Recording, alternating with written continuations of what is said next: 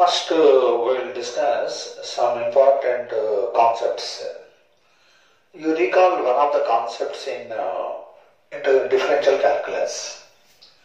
If y is equal to f of x is continuous function, f of a into f of b less than 0 implies there exists at least one c belonging to open interval a to b such that f of c is equal to 0. So this is one of the properties of continuous functions. If y is equal to f of x is a continuous function, if anybody says that f of a into f of b less than 0, f of a into f of b less than 0 means what? F of a and f of b are having different signs. Then you can conclude that there exists at least one c between a and b such that f of c is 0. The function will vanish at that point. This is one of the properties of the continuous functions. See, we will make use of this property and we will try to locate the root of a quadratic equation. See, you all of you know this point. All polynomial functions are continuous and differentiable. All polynomial functions are continuous and differentiable. So, if you come across a quadratic equation or a nth degree equation, let us say f of x is equal to 0 is a nth degree polynomial equation. Then f of x is a polynomial function. So therefore, all polynomial functions are continuous and differentiable. When you come across a polynomial equation like this, if you come across like this, f of alpha into f of beta less than 0, then you can immediately conclude that there exists at least one gamma belonging to alpha to beta such that f of gamma is equal to 0. F of gamma 0 means what? Gamma is a root of the equation. Understood? So, whenever you come across a problem that so and so equation fx is so that f of x is equal to 0 will have at least one root in the open interval alpha to beta, then immediately you can think about this theorem. You calculate f of alpha, you calculate f of beta, show that, see that they are having different signs. If they are having different signs, you can conclude that there exists at least one gamma between alpha and beta such that f of gamma is equal to 0. So, how to make use of this theorem? Consider a polynomial equation f of x is equal to 0. Let f of alpha into f of beta less than 0. Then, what is the conclusion? There exists at least one gamma belonging to alpha to beta such that f of gamma is equal to 0. At least one means there may be many also. At least one gamma will be there such that gamma is a root of the equation between alpha and beta. So this is one of the important theorems to remember while locating the root of a polynomial equation, in particular a quadratic equation also. Right? Now, the next point is, you have seen one theorem called Rolle's lemma in differential calculus. Rolle's lemma. See, Rolle's lemma says what? F of x is continuous on closed interval AB. F of x is differentiable on open interval A to B.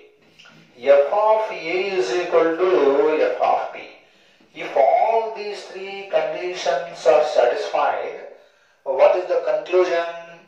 There exists at least one C belonging to open interval A to B such that f dash C is equal to 0. So there will be at least one C belonging to open interval A to B. At that point, derivative of the function will vanish. Not function, derivative of the function will vanish. So this is your Rolle's lemma. Right? Now, Rolle's lemma says what? F of x is continuous on closed interval AB. F of x is differentiable on open interval AB. F of A is equal to F of B. Then there exists at least one C belonging to open interval A to B such that f dash C is equal to 0. This is what your Rolle's lemma will tell. See, Rolle's theorem is this. Converse of Rolle's theorem need not be true. We should remember this point. If f dash C is equal to 0, it is not necessary that f of A is equal to f of B. It is not necessary that f of x is differentiable at all points of open interval A to B. It is not necessary that f of x has to be continuous in the closed interval A to B.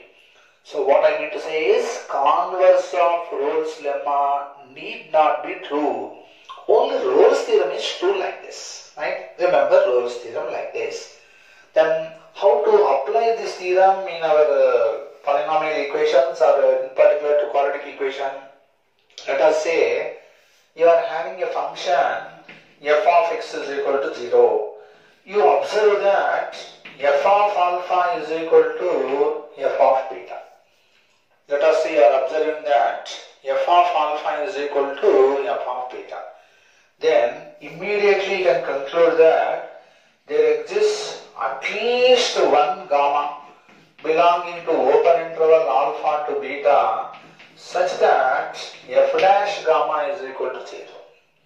So if f of alpha is equal to f of beta, immediately you can conclude that the derivative of the function will vanish at least at one point in the open interval alpha to beta.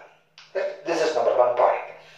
The second point is, let us say x1, x2, x3, x4, xn are roots of f of x is equal to 0. Then immediately you know f of x1 is equal to f of x2 is equal to f of xn is equal to 0. Now f of x1 is equal to f of x2 means there exists at least one y1 belonging to open interval x1 to x2 such that f dash y1 is equal to 0. That means what? Between any two real roots of f of x is equal to 0, there exists at least one real root of f dash x is equal to 0. So this is a very important point to notice. So what you are supposed to know is, between any two real roots of f of x is equal to 0, there exists at least one real root of f dash x is equal to 0. This is how you have to apply Rolle's theorem as far as polynomial equations are concerned. Understood? So, I am once again repeating the point. Between any two real roots of f of x is equal to 0, there exists at least one real root of f dash x is equal to 0. So, therefore, suppose let us say f of x is equal to 0 is having n distinct real roots. Then, between x1 and x2, there is at least one real root. Between x2 and x3, there is at least one real root. Between xn minus 1 and xn what? At least one real root. So, there are how many gaps? N minus 1 gaps. So, therefore, the final conclusion is what? If f of x is equal to 0 is having n distinct real roots, then f dash x is equal to 0 will have at least n minus 1 distinct real roots. At least. So if fx is equal to 0 is having n distinct real roots, f dash x is equal to 0 will have at least n minus 1 distinct real roots. This is a very, very important point to notice. Yes, understood?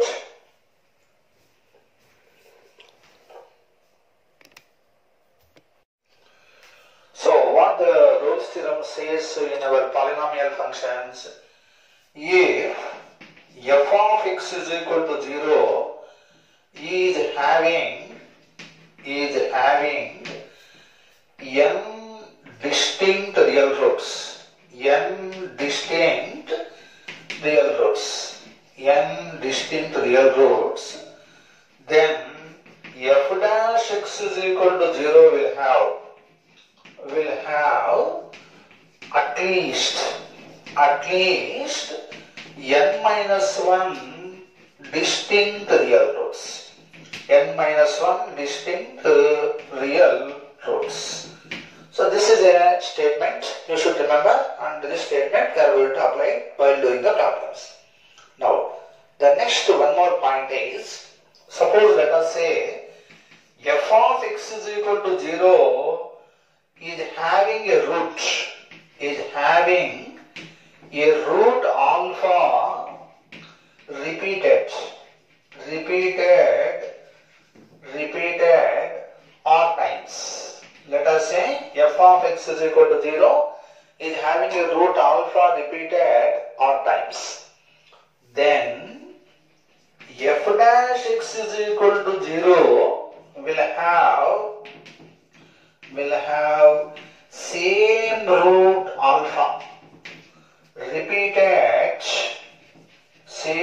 root alpha repeated r minus 1 times.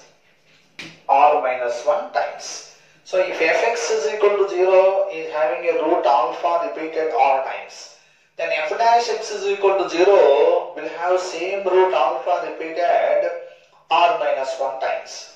See, this is also one of the important points to notice. See, you will come across a problem like this. F of x is equal to 0 is having root alpha repeated 3 times. Then f dash x is equal to 0 will have what? Same root alpha repeated 2 times.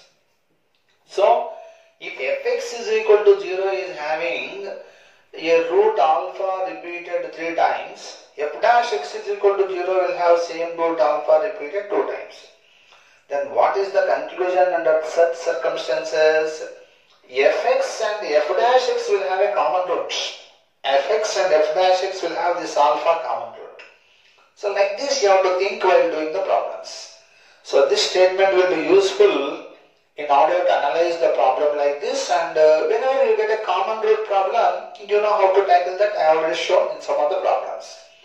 So the point to remember is, if fx is equal to 0 is having a root alpha repeated, then fx and f dash x will have a common root. This is the point to remember. Now the next point is,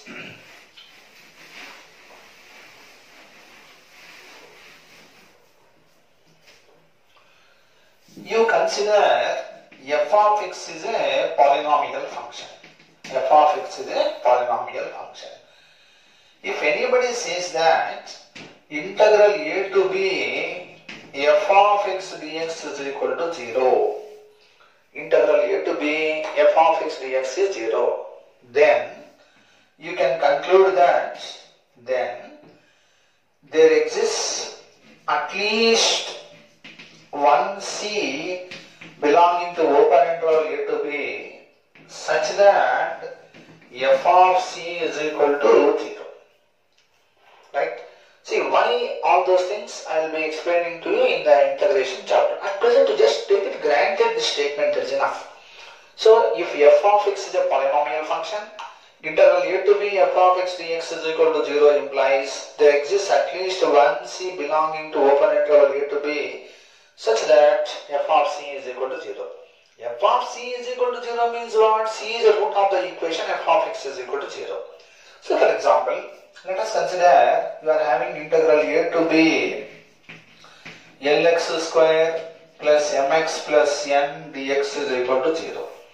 Then you can conclude that if you observe this, the conclusion is what? There exists at least one root. There exists at least one root of Lx square plus mx plus n is equal to 0 in the open interval a to b. Like this. Understood? So whenever you want to show that there is a root for the equation f of x is equal to 0 in the open interval a to b, you can also make use of this fact. I taught you many other points also. Depending on the problem, you can make use of this, you can make use of the first one, you can make use of Rolle's theorem. Like that, depending on the problem, you have to choose a suitable theorem and conclude the result. So, what I want to explain you is integral a to b f of x dx is equal to 0 if you come across. You can say that there exists at least one root belonging to open interval a to b for the equation f of x is equal to 0. Yes, understood? Right.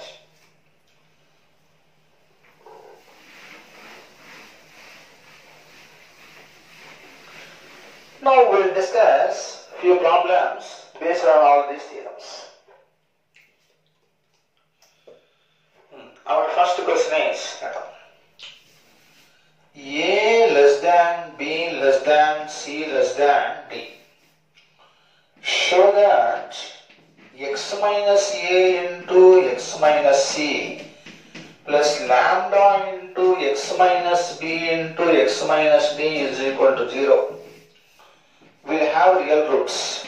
Will have real roots. Will have real roots for all real values of lambda.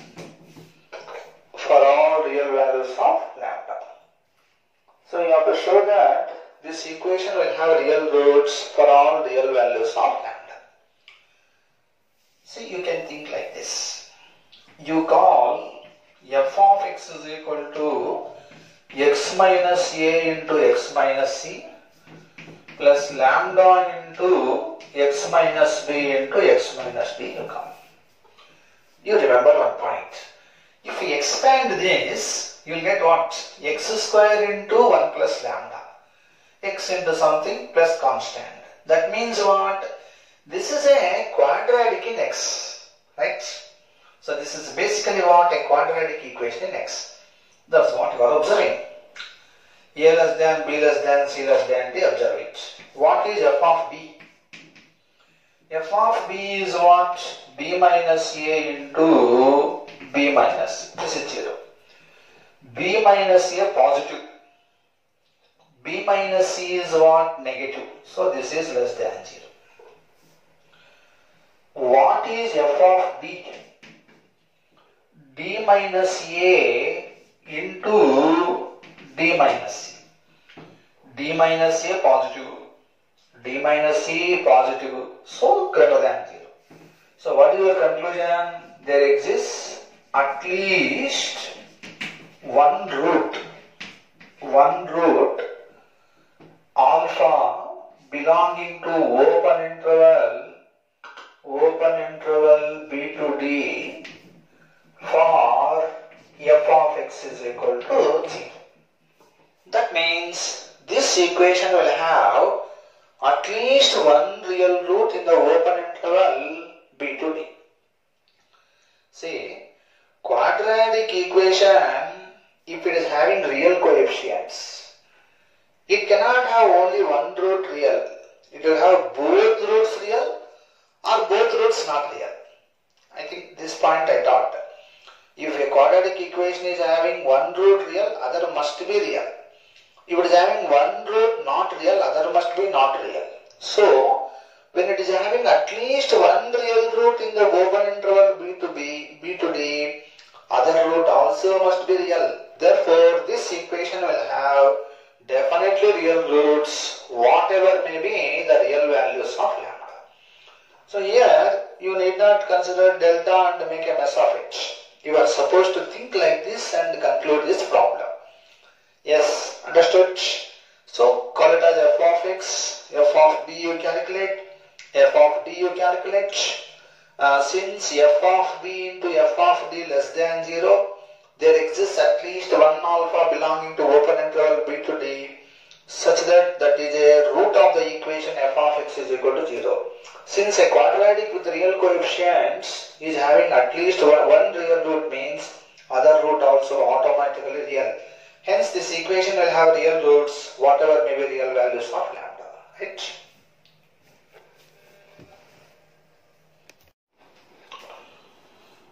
You read on this question.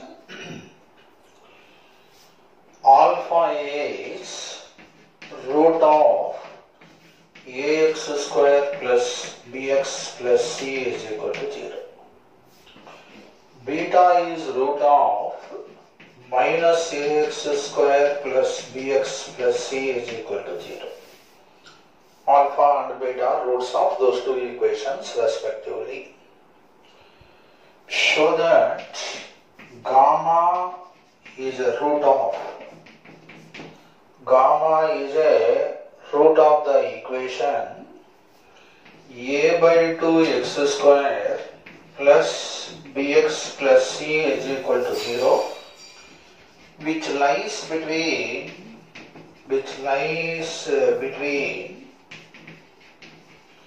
alpha comma beta. Gamma is the root of the equation which lies between alpha and beta. This is what you have to show.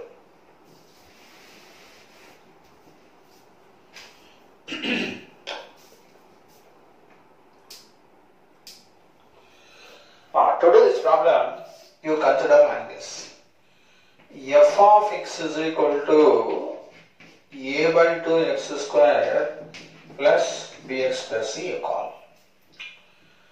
Now listen, this can be written as, you watch this, ax square plus bx plus c minus a by 2x square. Right? You consider f of alpha. You will get what? A alpha square plus b alpha plus c minus a by 2 alpha square. Since alpha is a root of this equation, a alpha square plus b alpha plus c is 0. Therefore, you are going to get minus a by 2 alpha square. Then you watch this. Your f of x can also be written as minus ax square plus bx plus c plus 3a by 2 x square. You can write like this. F of x, you can write like this. 3a by 2, this will become what? A by 2. What is f of beta? Minus a beta square plus b beta plus c plus 3a by 2 beta square. Since beta is the root of this equation, this part is 0. So you are going to get 3a by 2 beta square. Now consider f of alpha into f of beta. So you are going to get minus 3a square by 4 alpha square beta square. You will get like this. This is positive, this is positive, this is positive, this is negative, therefore this is what? Less than 0. So f of alpha into f of beta less than 0. So when once f of alpha into f of beta less than 0, f of x is equal to 0 will have at least one root gamma between alpha and beta, according to one of the theorems which I explained just now. So since f of alpha into f of beta less than 0, there exists at least one root gamma for the equation f of x is equal to 0, which lies between alpha and beta. Yes, understood?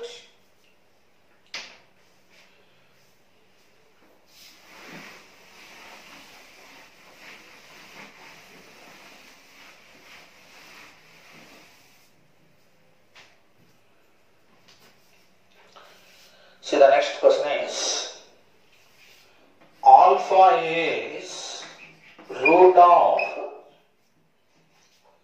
a square x square plus bx plus c is equal to 0. Beta is root of a square x square minus bx minus c is equal to 0. Show that there exists at least one root gamma for a square x square plus 2bx plus 2c is equal to 0, which lies between alpha comma beta. There exists at least one root for the equation a square x square plus 2bx plus 2c is equal to 0, which lies between alpha and beta. Yes. As usual, we can call f of x is equal to a square x square plus 2bx plus 2c you call. This is your f of x. This can be written as, you watch this, a square x square plus bx plus c plus bx plus c you put. What is f of alpha? A square alpha square plus b alpha plus c plus b alpha plus c, which is equivalent to b alpha plus c you get. Now from this, what is b alpha plus c minus a square alpha square? Because alpha should satisfy this equation.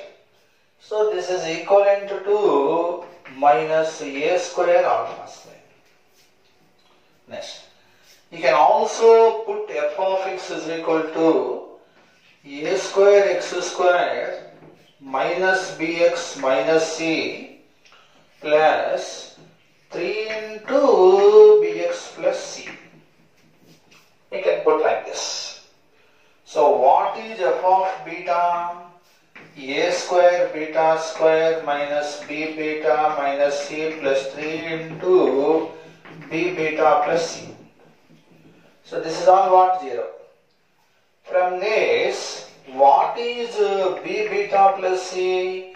A square beta square. So you are going to get 3a square beta square. Okay, understood?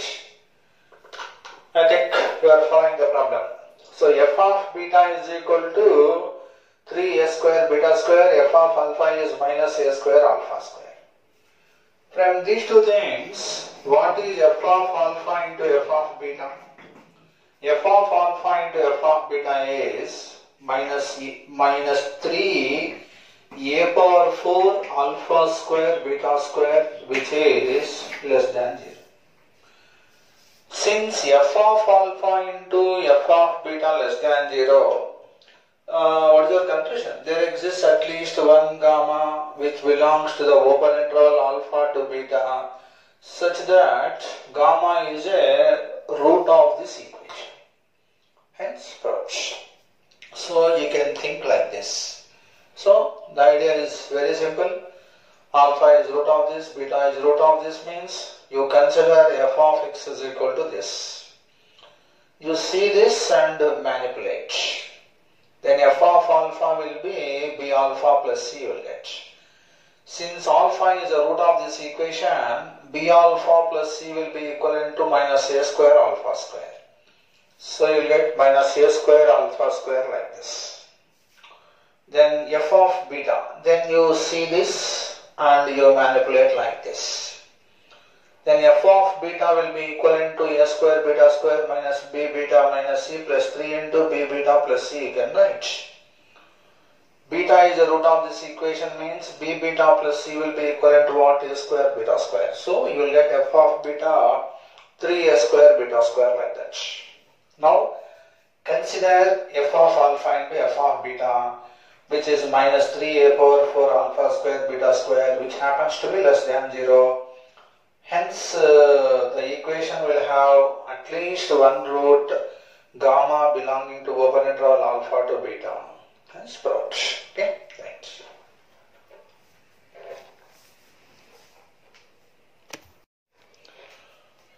We are on the next question.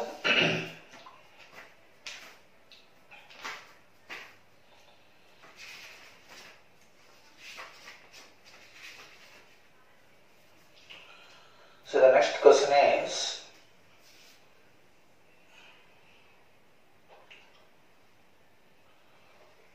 for what values of k, for what values of k, the equation x square plus 2 into k minus 1 into x plus k plus 5 is equal to 0. 2 into k minus 1 into x plus k plus 5 is equal to 0 will have at least one positive root. For what values of k, the equation will have at least one positive root. This is our next question. See, when you come across a problem like this, first you should think like this, whether this equation is factorizable or not. See, factorization, I don't think it's possible because you are not having k square term. So when you are unable to factorize it properly, the best way to do this problem is like this. Consider f of x is equal to x square plus 2 into k minus 1 into x plus k plus 5. So the question here is, the equation should possess at least one positive root. At least one positive root means what? It may have exactly one positive root. Or otherwise, it may have two positive roots. So there are two cases. The first case is exactly one positive root. This is your real line. Somewhere here 0 will be there. The graph of f of x is an upward parabola. So in order to have at least one positive root, the graph should be like this. 0 should be in between the roots, not exactly at the middle. 0 will be somewhere between the roots. If the graph is like this, then definitely it will have what? One positive root. Now the question is, for the graph to be like this, what is the condition? The simplest condition is f of 0 less than 0. That's it. See, if once f of 0 less than 0, the graph starts at infinity, because at minus infinity you will get minus infinity whole square, means it starts with infinity. Since f of 0 less than 0, the graph has to cut over x-axis before 0. Then it has to go and reach what? Plus infinity, because f of infinity is what? Infinity square. So if you once put f of 0 less than 0, the graph has to be like this. Then this will have exactly one positive root. So what is f of 0? F of 0 is nothing but k plus 5 less than 0, k is less than minus 5. So this is case 1 solution. Case 2 is, it may have two positive roots. Here 0, so the graph will be like this. Alpha and beta are positive roots. It may have either one positive root or two positive roots. Now, for the graph to be like this, what is the criteria? See, first of all, the roots must be real. Then only you can talk about positive or negative. So the first condition is delta greater than or equal to 0. Second condition is alpha should be greater than or equal to 0 or and beta should be strictly greater than 0. Because if both alpha and beta becomes 0, 0 is not a positive root. So here alpha may be greater than or equal to 0, but beta should be strictly greater than 0 implies what? alpha plus beta strictly greater than 0. That is the second inequality. The third inequality is f of 0 is what? Greater than 0. F of 0 greater than equal to 0. F of 0 may be 0, no problem. Right? You have to solve the three inequalities. So first one, delta means what? I am solving here. Delta means 4 into k minus 1 whole square minus 4 into k plus 5 greater than or equal to 0. 4 will go. You will get k square minus 2k minus means minus 3k minus 4 greater than or equal to 0. So k belongs to minus infinity to what? Minus 1 union 4 to infinity. This is k minus 4 into k plus. Then second one. Alpha plus beta how much? Minus 2 into k minus 1 by 1 is greater than 0 implies k minus 1 less than 0, k less than 1. The third one. F of 0 is how much? K plus 5 greater than or equal to 0. So k greater than or equal to minus 5. Now you should consider intersection of all these three cases. You should consider intersection of all the three.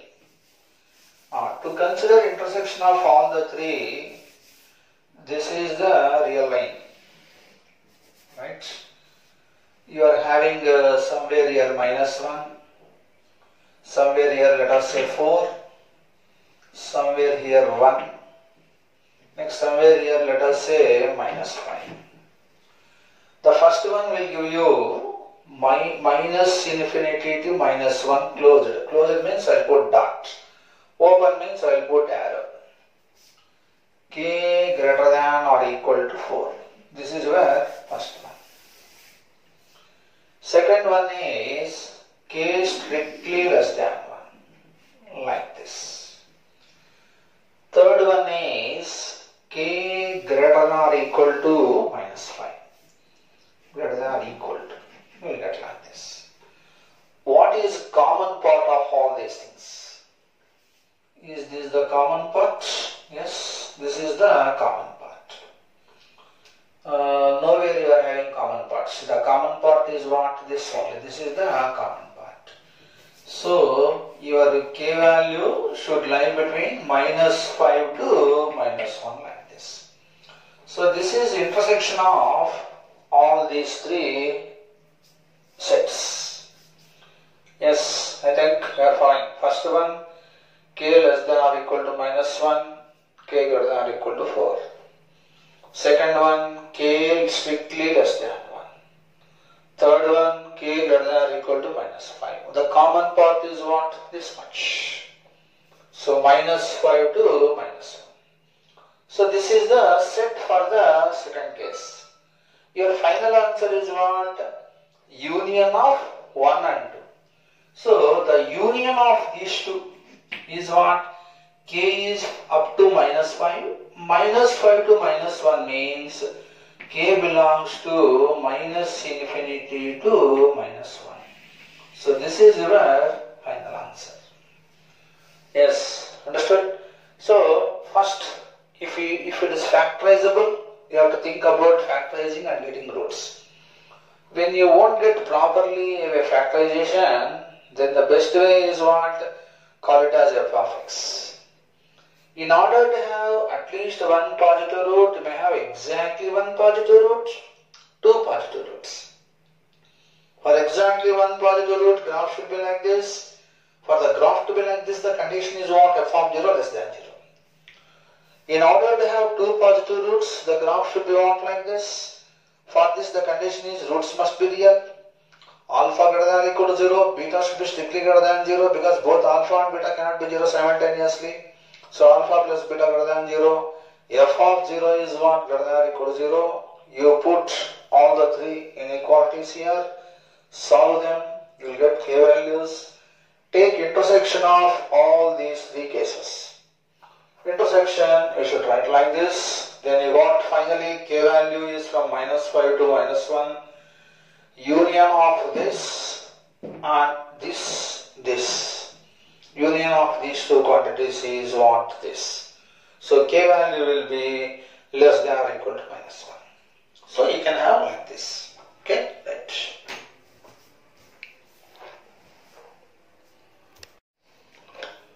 So the next question is, both roots of this equation, both roots of x square minus 2mx plus m square minus 1 is equal to 0 lie between -2 and 4. Both roots of the equation lie between -2 and 4. What are the m values? What are your m values? This is our next question. You see this. See, x square minus 2mx plus m square is equal to 1. This is x minus m whole square is equal to 1. So x minus m is equal to plus or minus 1. X is equal to m plus or minus 1. So here you can easily factorize like this. So when once you factorize like this, what are the roots? One root is m minus 1. M minus 1 should lie between -2 to 4 and m plus 1 also should lie between -2 to 4. You take this. M value to lie between -1 to 5. You take this. M value should lie between -3 to what? 3. Right? You should take intersection of them. Because both things should happen. They should lie and they should lie. So, first this. So, you are having -1 here and 5 here, right? 5 here. -3 here, somewhere here 3. This will give you like this. -1 to 5 arrow. This will give you like this. What is common part? This. So, m value should lie between -1 to 3. M should lie between -1 to 3. So you can think like this, right? So this is one way of doing. Suppose you don't want to do like this. You can also think in a broader way. So the best way is, you call it as f of x. F of x is equal to x square minus 2mx plus m square minus 1 like this. The graph of f of x is a upward parabola like this. Right? This is alpha, this is beta, this is -2, this is what? 4. For the graph to be like this, the two roots must be what? Real. So the first condition is delta greater than or equal to 0.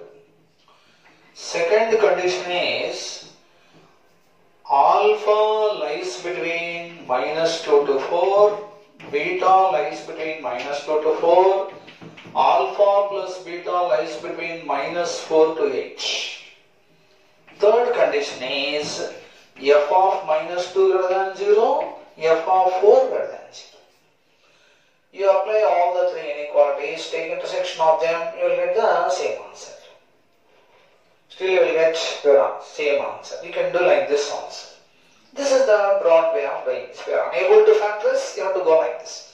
If once you factorize, that means you need not do like this. Right? You can also think you will get the same answer.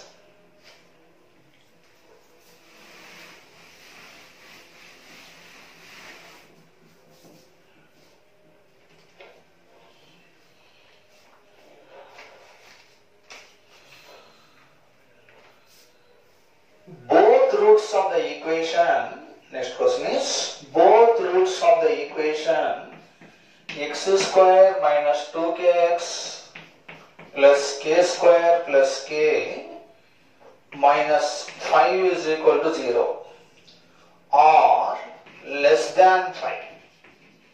Both roots of the equation are less than 5. Then find the possible values of k. Both roots of the equation are less than 5. What are the possible values of k? That is our next question. See, you can think like this. This is your f of x. So the graph of f of x must be like this. Somewhere here 5 will be there. This is alpha, this is beta. So what are the conditions you have to put? First condition is delta greater than or equal to 0. Second is alpha less than 5, beta less than 5 means alpha plus beta less than 10. Third condition is f of 5 greater than 0. Put like that. So the first one will give you 4k square minus 4 into k square plus k minus 5 greater than or equal to 0. So you are going to get minus 4k, you can cancel 4, of course k square will cancel, minus k plus 5 greater than or equal to 0, k less than or equal to 5. Second one, alpha plus beta, 2k less than 10. So k less than what? 5. Correct. What is your f of 5? 25 minus 10k plus k square plus k minus 5 greater than 0. f of 5 is positive. So you are going to get k square minus 9k, right, plus 20 greater than 0. K minus 5 into k minus 4 greater than 0. So k less than 5, k less than 4 or k greater than 5. Right? This is your real line. You are having somewhere here 5. This is your 5. Somewhere here 4 will be there. This will give you k less than or equal to 5. This is k strictly less than 5. This is what? K strictly greater than 5 or k strictly less than 4. 1, 2, 3. What is common part? This, infinity to this. So your answer is what? K less than 4. So finally your answer is k less than 4. You can do like this. This is one method, or otherwise last problem I talked like this. You can factorize this. You will get x minus k whole square is equal to 5 minus k. So x minus k is equal to plus or minus root 5 minus k. So k plus or minus root 5 minus k less than 5. You can put like this and solve the inequality. So if you want, you can solve it like this. So the roots are what? K plus or minus root of 5 minus k less than what? 5. So therefore you can put it like this and calculate your k values. Still you will get what? K less than 4 as your answer. You can think like this. Yes, understood? Yes, I hope you are following what I did. So the graph must be like this. The graph must be like this. Alpha, beta, 5 like this. Then see the graph and put all the inequalities like this. Delta roots must be real. Then only you can compare with 5. So whenever you say that something is less than 5, it must be real quantity. So roots must be real. Delta greater than or equal to 0. Alpha plus beta less than 10. F of 5 greater than 0. Put all the 3 inequalities, solve them, finally write intersection of all of them.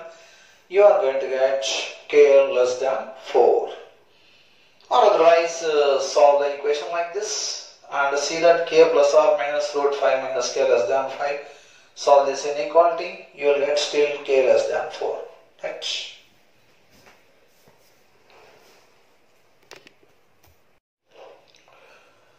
You read on this question.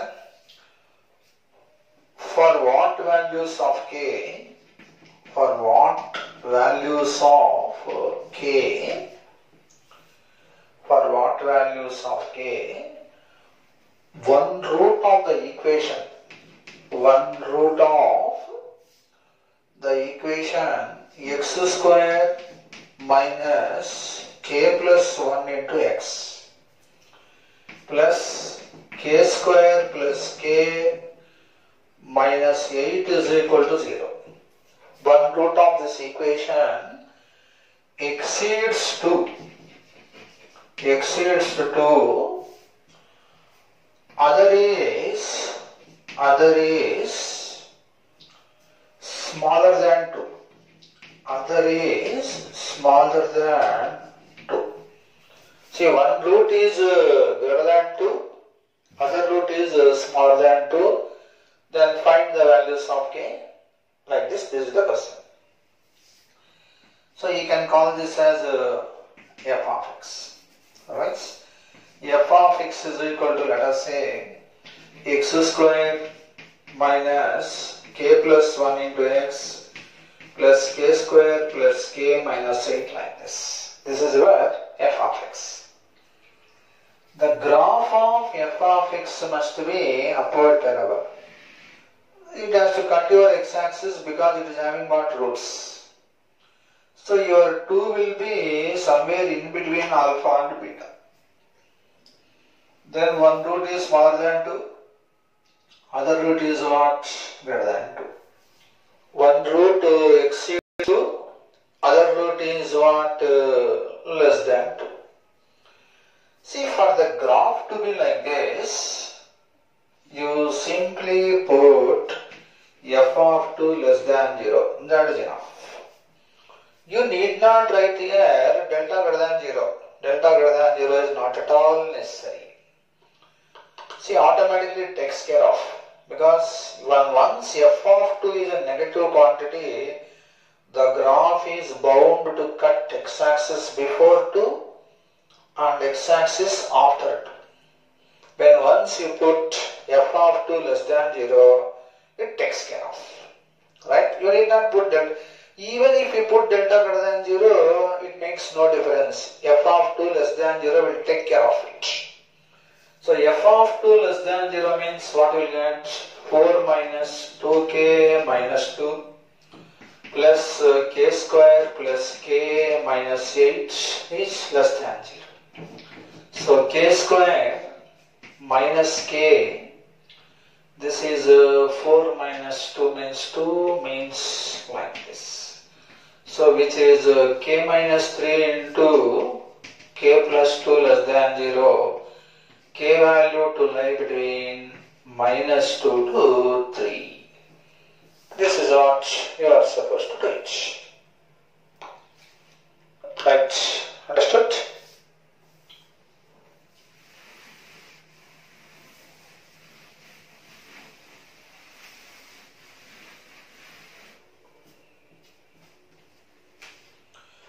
You read on the next question. Similar model question.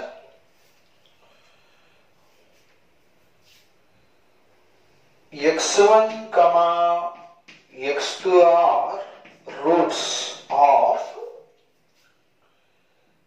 x square plus 2 into k minus 3 into x plus 9 is equal to 0. x1 not equal to x2. x1 lies between minus 6 and 1. x2 lies between minus 6 and 1. Then find k values. Then find your k values. This is our next question. x1 and x2 are roots of the equation. x1 not equal to x2. Then x1 lies between minus 6 and 1. x2 lies between minus 6 and 1. What are your k values? This is also same thing. You can call it as f of x. f of x is equal to x square plus 2 into k minus 3 into x plus 9. The graph of f of x must be upward parabola like this. X1 here, x2 here. Minus 6 here, 1 here. Now, what are the inequations you have to put? The first one is delta strictly greater than 0. Second one is, listen, inequalities can be correspondingly added. So, you put x1 plus x2 to lie between what? Minus 12 to 2. The third one is f of minus 6 greater than 0. F of minus 6 positive. The fourth one is f of 1 greater than 0. So you have to put all these 4 inequations and you have to solve them. Yes, understood?